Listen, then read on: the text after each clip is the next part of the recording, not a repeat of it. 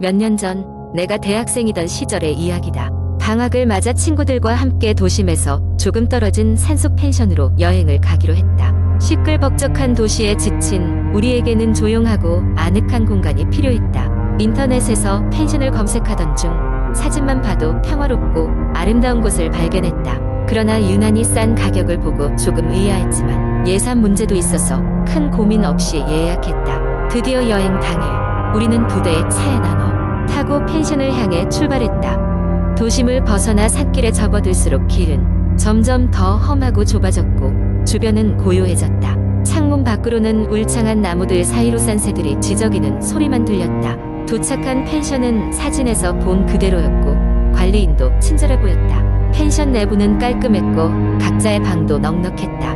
우리가 준비해간 음식으로 저녁을 준비하고 창밖으로 어둠이 내려앉아 거실에서 모여앉아 술잔을 기울이며 이야기를 나눴다. 그러던 중 누군가 어릴 적 겪었던 무서운 경험담을 꺼내기 시작했다. 밤은 점점 깊어졌고 귀신 이야기는 점점 더 기이하고 소름 끼치는 이야기가 되어갔다. 그때였다. 갑작스레 전기가 나가버린 것이다. 순간 우리는 멈칫했고 바로 비상등을 켰다. 어두운 거실 한가운데에서 서로의 얼굴을 확인한 우리는 약간 겁이 났지만 곧 별일이 아닐 거라는 반응을 보였다.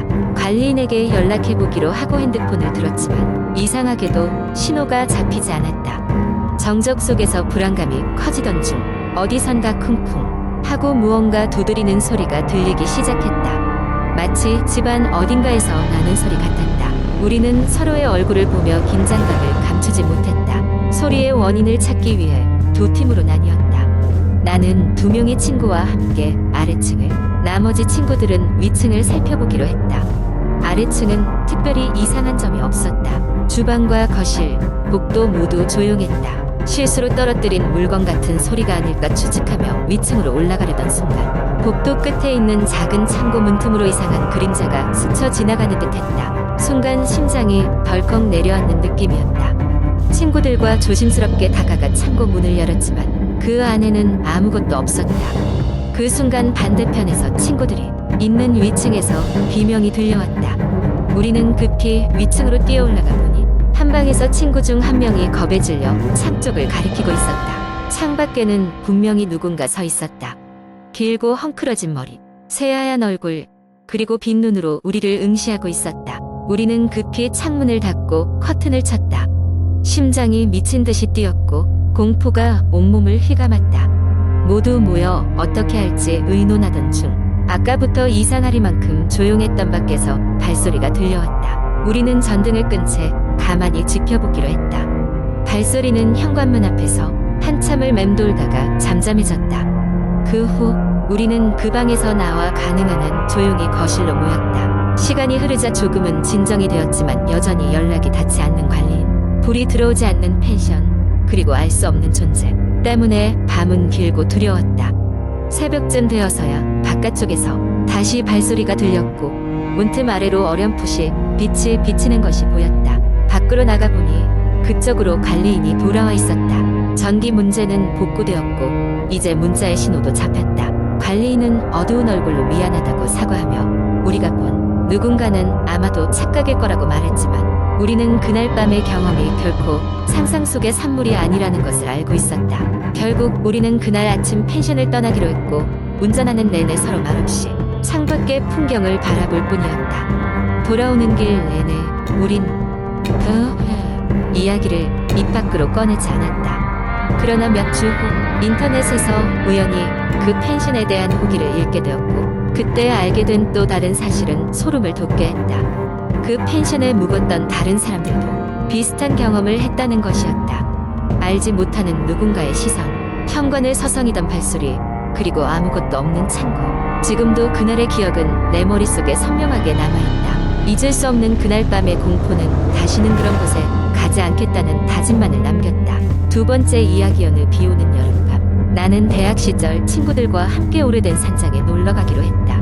산장은 산속 깊이 위치해 있었고 인터넷에서도 자주 괴담이 배경으로 등장하는 장소였다. 그럼에도 불구하고 우리는 모험심에 충만하여 그곳으로 향했다. 산장에 도착했을 때는 이미 해가 저물어 있었다. 외관은 매우 낡고 험악했으며 주변엔 불길하게도 짙게 깔린 안개가 피어올라 있었다.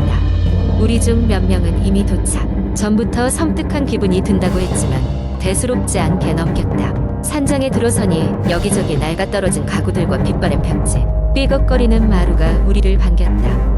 이런 곳에서 하룻밤 지내는 것이 과연 안전할지 의구심이 들면서도 친구들과의 추억을 위해 우린 머물기로 했다. 며칠 동안 우리는 산장 주위를 산책하며 자연을 만끽했다. 하지만 이상한 일들이 서서히 일어나기 시작했다. 첫째 날 밤, 한 친구가 자다가 갑작스러운 기분 나쁜 소리에 깨어났다. 그는 창문 밖에서 흐느끼는 소리를 들었다고 했다. 우리는 모두 이를 도시 전설쯤으로 치부하고 대수롭지 않게 넘겼지만 기분은 찝찝했다. 다음 날 산장 주변을 탐험하며 재미있는 이야기들을 나누던 중 우리는 낡아 보이는 우물을 발견했다. 누군가 그 우물이 저주받은 곳이라는 이야기를 떠올렸고 우리는 호기심에 그 우물 주위를 맴돌았다. 그런데 그 순간 우물 속에서 무언가가 우리를 올려다보고 있는 듯한 기분이 들었다. 본 것은 분명 아니었지만 모든 친구들이 동시에 등골이 오싹해짐을 느꼈다. 그날 밤 우리는 모두 합심하여 거실에 모여 함께 잠을 청했다.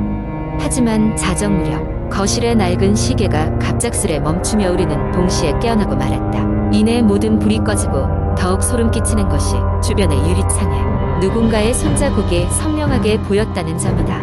우린 패닉 상태에 빠져버렸지만 곧 우리 중 한 명이 침착하게 캠핑 장비 안에서 손전등을 꺼내 불을 밝혀 주위를 둘러보았다. 다행히 아무도 없었지만 그 모든 것이 더욱 섬뜩하게 느껴졌다. 우린 서로를 다독이며 상황을 정리하려 했지만 머리에서 떠나지 않는 그 불길한 느낌은 어떠한 논리적 설명으로도 사라지지 않았다.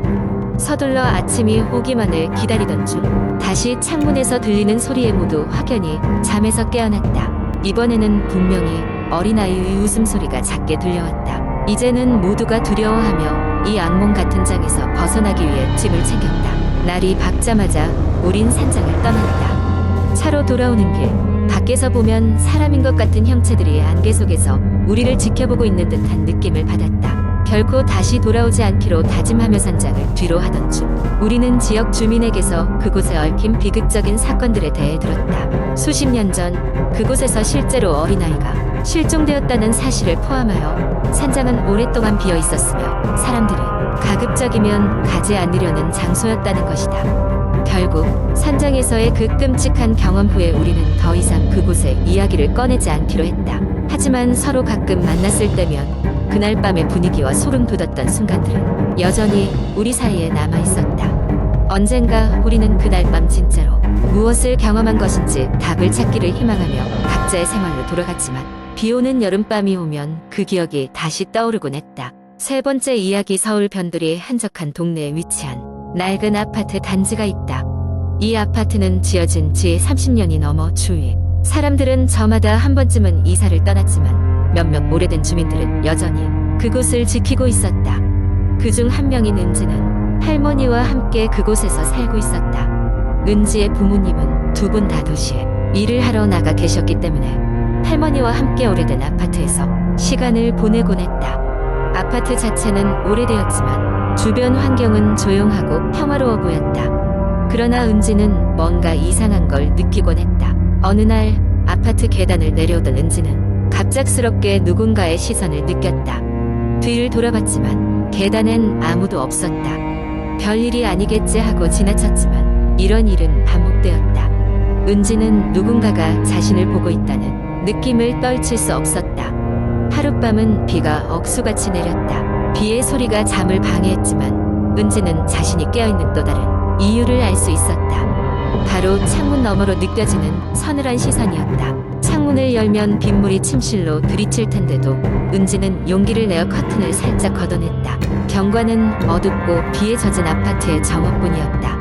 그렇지만 그 순간적으로 번개가 치면서 아파트 맞은편 복도에 서 있는 사람의 형체를 비춰보였다. 그 사람은 움직이지 않고 은지의 집을 바라보고 있었다. 그것은 정확히 사람의 형체로 보였지만 그의 얼굴은 마치 어린아이처럼 흐릿하고 분명하지 않았다.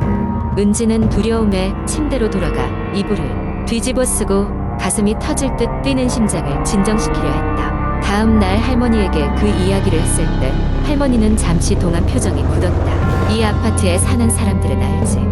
오랫동안 이곳에는 떠도는 영혼들이 있다고 말이야.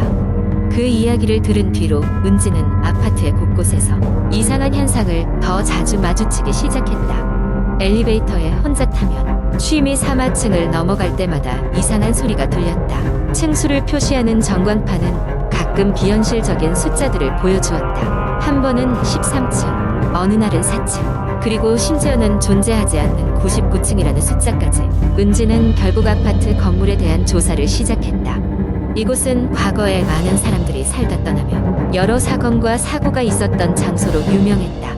심지어 건물이 지어지기 전 이 땅엔 작은 무덤이 있었다는 소문도 들었다. 그곳에 묻혀있는 영혼들이 종종 길을 잃고 살아있는 사람들의 세계에 나타난다는 것이다. 한 번은 밤늦게 일을 마치고 아파트로 돌아올 때였다. 은지는 엘리베이터가 고장나서 계단을 이용해야 했고 그것이 그녀의 공포의 정점을 찍는 사건이었다. 계단을 오르는 중 은지는 발자국 소리를 들었다. 마치 자신의 뒤 몇 계단 뒤에서 누군가가 따라오는 듯한 소리였다. 은지가 멈추면 소리도 멈췄다. 그리고 걸으면 다시 시작되는 발소리. 계단을 오르며 은지는 눈을 질끈 감고 외쳤다. 누구야? 그만 좀 하라고. 그러나 대답 대신 더 빠르고 가까워지는 발소리만이 이어졌다. 몇 층을 더 오르자마자 은지는 갑자기 주변이 고요해지는 것을 느꼈다. 숨을 내쉬며 정신을 가다듬던 그때 은지는 등에 누군가의 차가운 숨결이 닿는 것을 느꼈다. 놀라 돌아보았지만 아무것도 보이지 않았다. 끝내 그녀는 온 힘을 다해 계단을 달려갔고 자신의 집에 도착한 뒤 문을 닫아 잠갔다. 그날 이후로 은지는 할머니와 함께 이 아파트를 떠나기로 결심했다. 오래된 주민들이 진즉에 떠나가고 이야기를 전하지 않았던 이유를 이제서야 알 것 같았다. 그들의 이야기를 믿고 싶지는 않았지만 직접 경험한 후로는 부정할 수 없었다. 몇 년이 지나 은지는 새로운 도시에서 또 다른 삶을 시작했지만 가끔씩 악몽에서 그 낮고 기묘한 아파트가 은지를 찾아왔다. 그곳은 여전히 어딘가에서 낡은 자태를 유지하며 사람들의 가슴 속에 무언가를 남기고 있었다. 누구도 그것이 무엇인지 정확히 알 수 없었지만 새벽녘에 방문하는 그 기억은 여전히 짙은 그림자를 드리우고 있었다.